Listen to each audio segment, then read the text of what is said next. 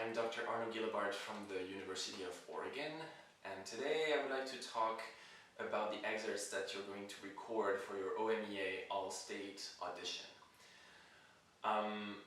The first thing I would like to mention is about the scales. Make sure that you practice your D minor scale, and especially the patterns of fingers when you're descending. And so I would encourage you to practice this way. So when I think of finger patterns, I think of a group of fingers, so it can be 4 maximum and possibly including an open string. And a pattern of finger changes when you shift or when you string cross. So in the D minor scale, the first pattern goes like this. If I use the 4th finger, or if I use the open string, which the next one would be, and then, and then, and then, and then. So of course it depends on your fingering, but that's the fingering I'm using. So let me show you this again.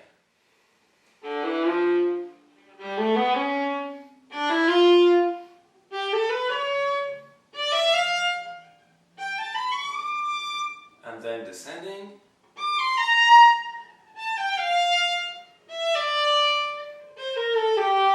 This one in particular, when you're coming back in 3rd position,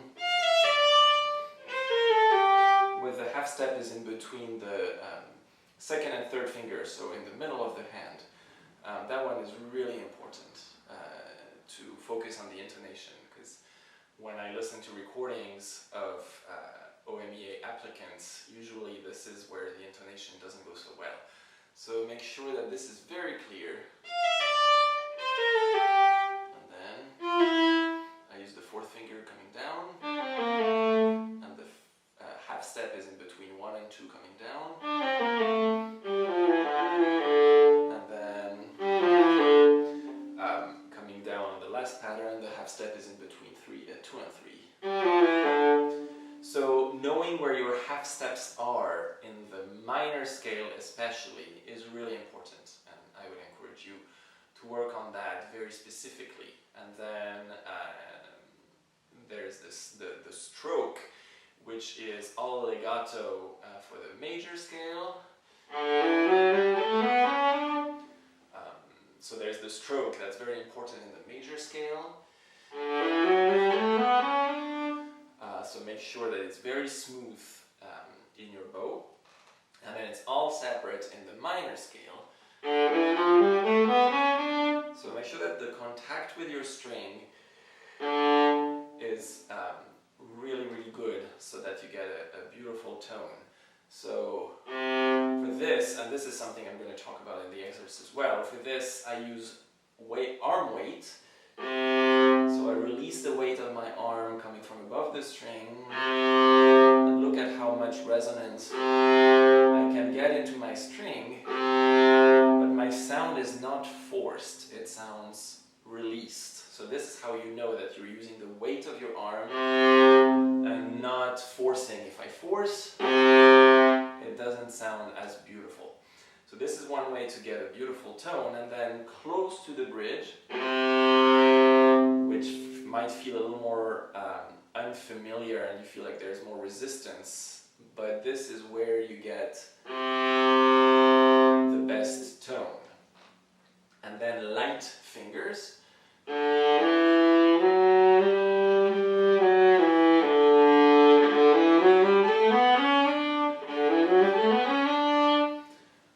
And so this is how I would practice my scale. Now, on to the excerpts. So the first excerpt is the Beethoven 5th Symphony 2nd movement.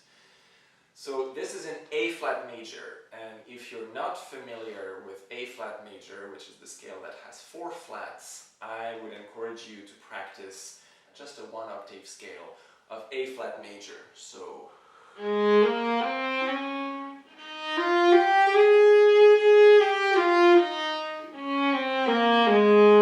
coming back to this idea of finger patterns, the pattern is the same on the G string and the D string with a half step between 3 and 4, and the hand is in the low first position since I'm starting on an A flat. So again.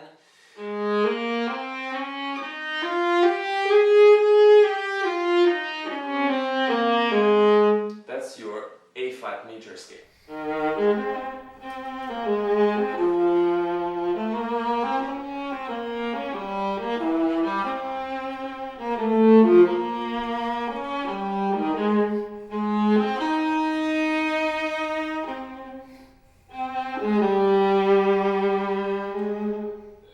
Control of the rhythm in the first excerpt is very important because of the dotted rhythms, and so focus on the precision of your 30-second notes.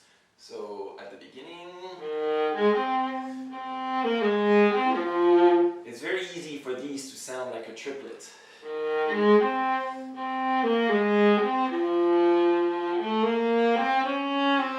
Which is what you do not want to do.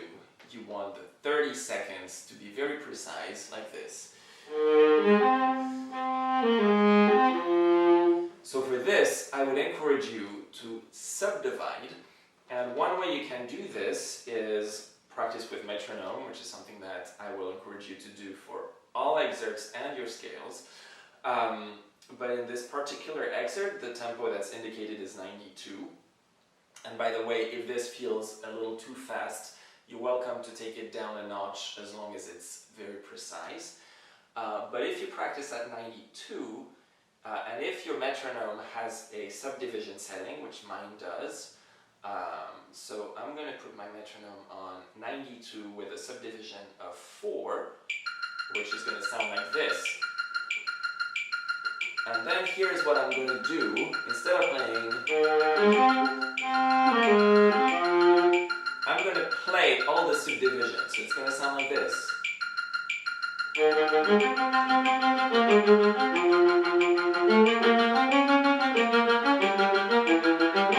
Etc. So that's one way that you're going to practice so that you can feel the precision of the rhythm. And then you can try it as written, but being very precise on your 30-second notes.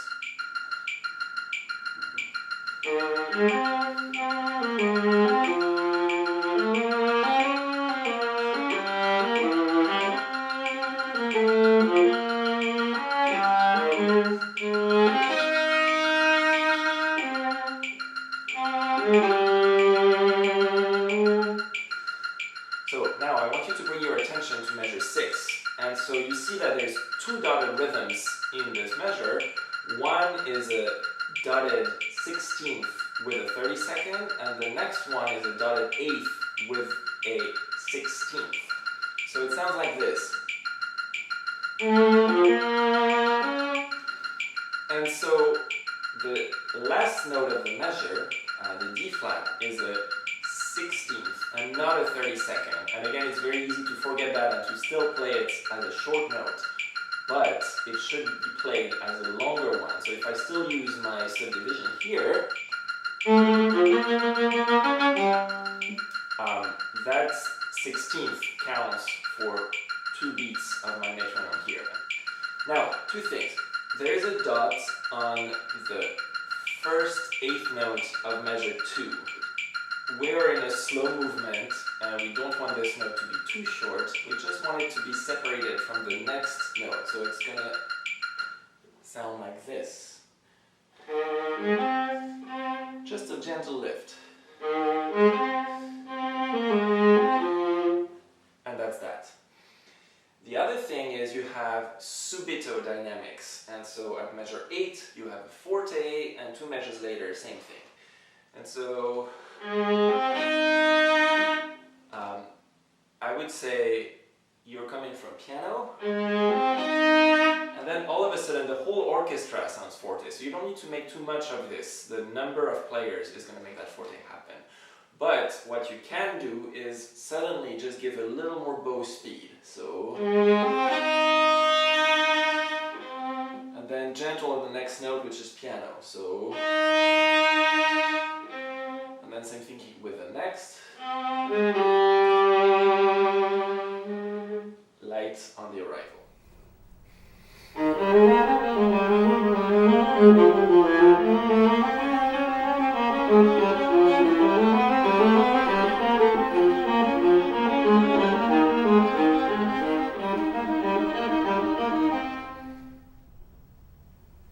Now the second excerpt is all about smoothness of the left hand rhythm.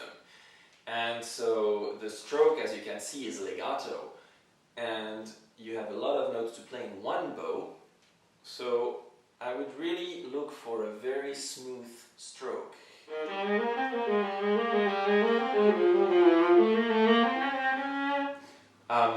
And also you have a number of string crossings, and especially in the later measures, so for example measure 103, 104,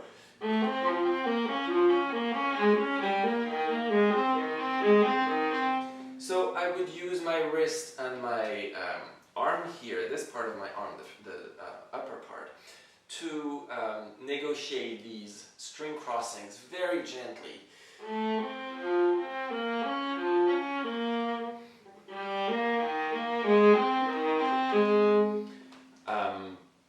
So that's one way of practicing, and then I would go back to my metronome with the subdivision.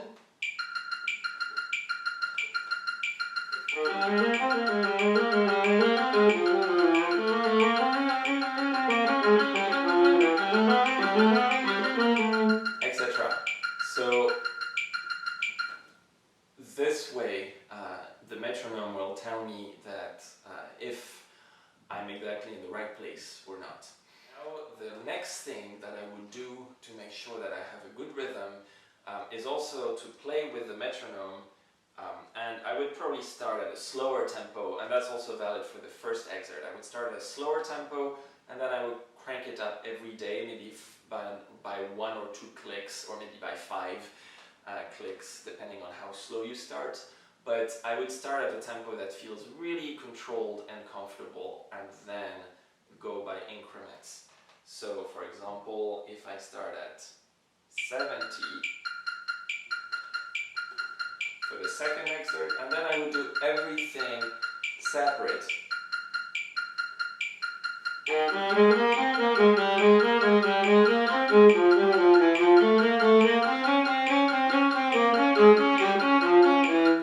Etc. Feeling that my bow ensures that my left hand is really 100% consistent in terms of rhythm, and then I can also do it with the bowing.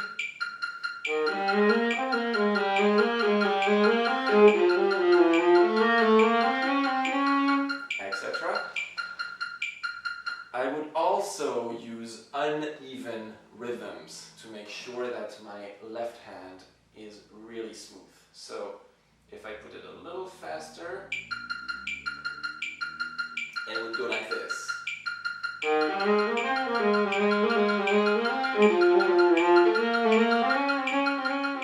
now I'm going to do it fast, slow, like this.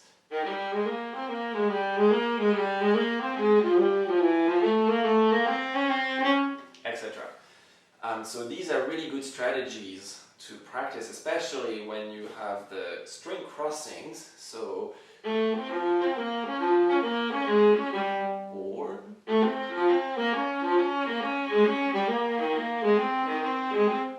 etc.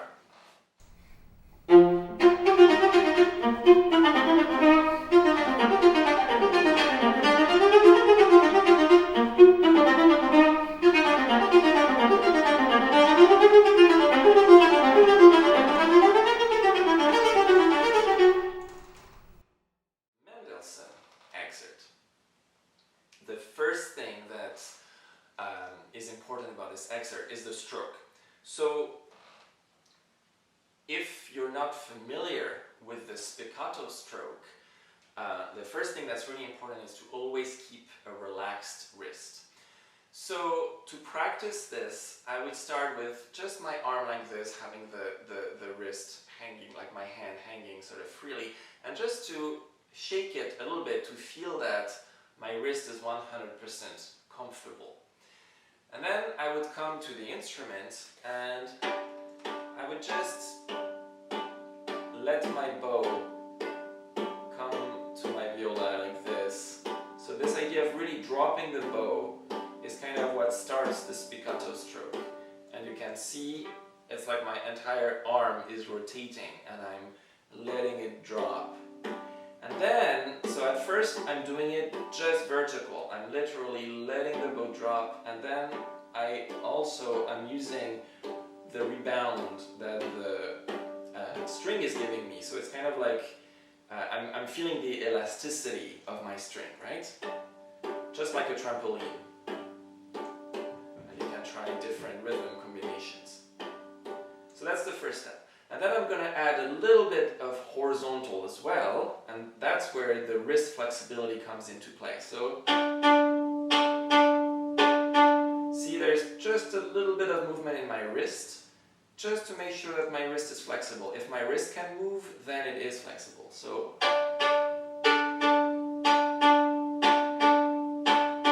and then I'm going to start adding more notes. That there's a little bit of wrist movement as well as my whole arm.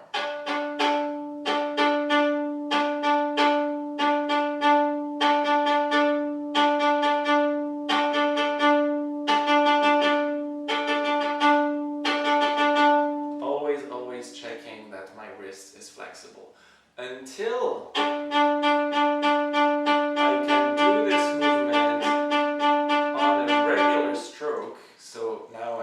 I'm not taking breaks anymore. Before I was taking breaks, right? And the breaks are kind of a reset, just to make sure that my wrist stays flexible, and then I start doing it more regularly in a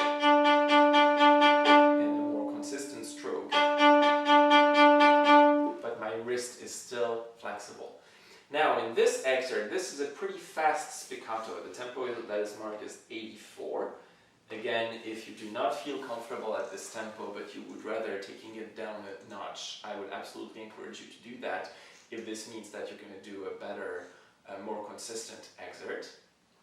And so,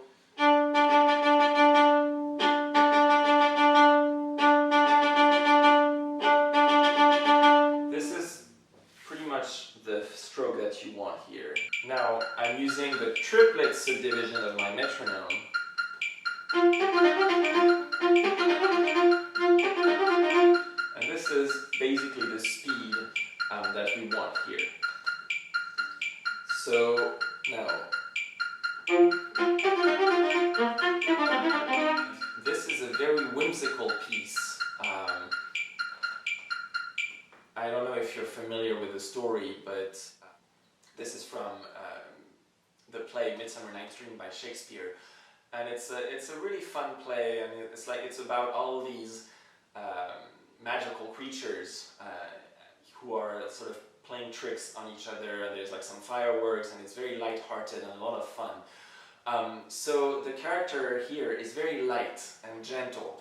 So anything that you can do to help with this character, with your spiccato, that's what you want, pretty much. And so there's an accent here, but it's a very gentle and light accent. Now, to practice the stroke, so we talked about general spiccato. Now here, I specifically at measure 1, 2, 3, 4, 5, and the following ones, I would encourage you to find out what string you're playing on. So starting from, you have pretty much most of your notes on the D string, but then you have a few on the G string as well. So I would encourage you to practice that stroke with open strings only and going up to tempo, so something like that, so that when you put the notes back on, your bow knows exactly where to go, and that's going to help you a lot with the stroke. And then there's the phrasing.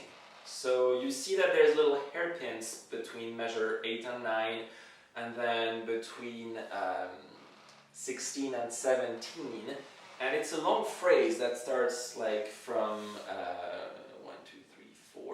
After measure 5,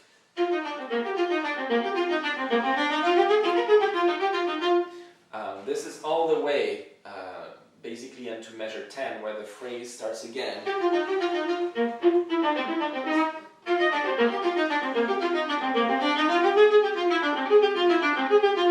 And this one is even longer.